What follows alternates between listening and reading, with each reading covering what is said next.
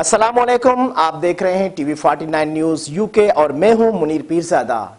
आइए आपको ले चलते हैं आज की खबर की जानिब। कसूर खड़ियां और गिरद नवाह में माह रमजान से शुरू होते ही सब्जियों और फलों की कीमतों में बेपनाह इजाफा हो गया। आइए मजीद बता रहे हमारे नुमाइंदे मियां खलील सिद्दीक आ रही।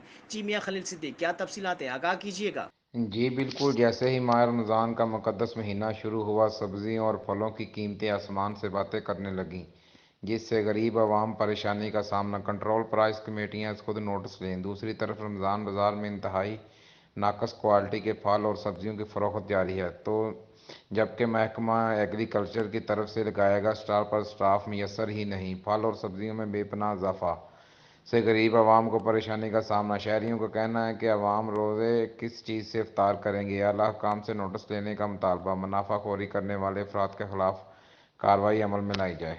जी।